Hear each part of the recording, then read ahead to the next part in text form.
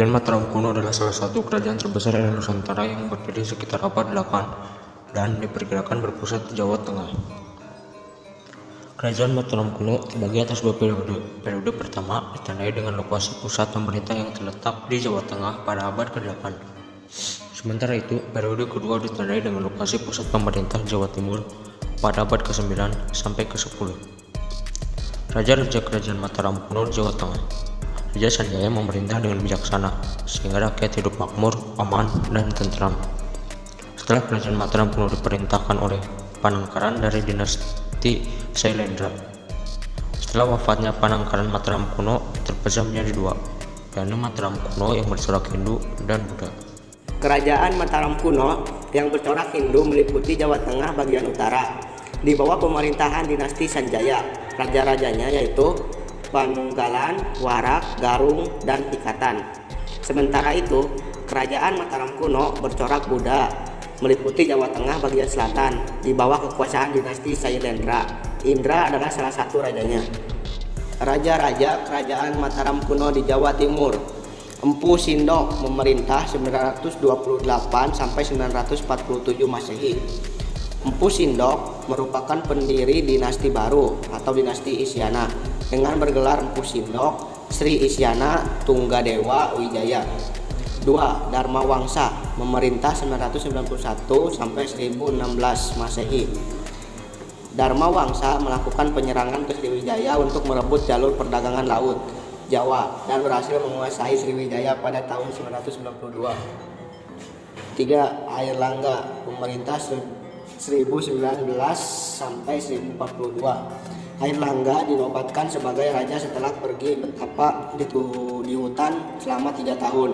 Namun raja-raja dari kerajaan kecil di sekitarnya tidak mau mengakuinya sebagai raja. Airlangga melakukan penaklukan kerajaan tersebut dan berhasil menyatukan kembali kerajaan yang terpecah pada tahun 1037 Masehi.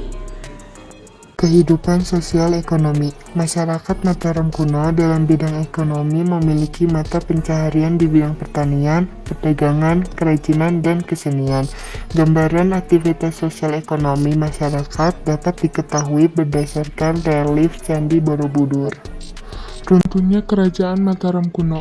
Penyebab runtuhnya Kerajaan Mataram kuno, perebutan kekuasaan sudah terjadi sejak masa Rakai Panangkaran antara Wangsa Sanjaya dan Wangsa Sailendra.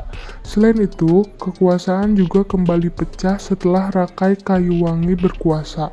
Hal inilah yang membuat pemerintahan kacau balau sehingga berpotensi mengalami keruntuhan. Peninggalan Kerajaan Mataram kuno. 1. Prasasti Canggal menggunakan huruf Pallawa dan bahasa Sanskerta berangkat tahun 723 Masehi, menceritakan tentang pendirian lingga lambang Siwa di desa Kunjara Kunja. 2. Prasasti Kalasan ditemukan di desa Kalasan, Yogyakarta berangkat 778 Masehi, ditulis dalam huruf Pranagari India Utara dan bahasa Sanskerta. 3. Prasasti Mantiasi ditemukan di Mantiasi, Kedu, Jawa Tengah berangkat tahun 907 Masehi menggunakan bahasa Jawa kuno. 4. Prasasti Klurak ditemukan di desa Prambanan berangkat tahun 782 Masehi, ditulis huruf Pranagari dan bahasa Sanskerta. Candi-candi peninggalan Kerajaan Mataram kuno antara lain Candi Kalasan, Candi Plaosan, Candi Prambanan, Candi Sambisari, Candi Sari, Candi Kedulan, Candi Sojiwan, Candi Barong. Dan tentunya yang paling kolosal adalah Candi Borobudur.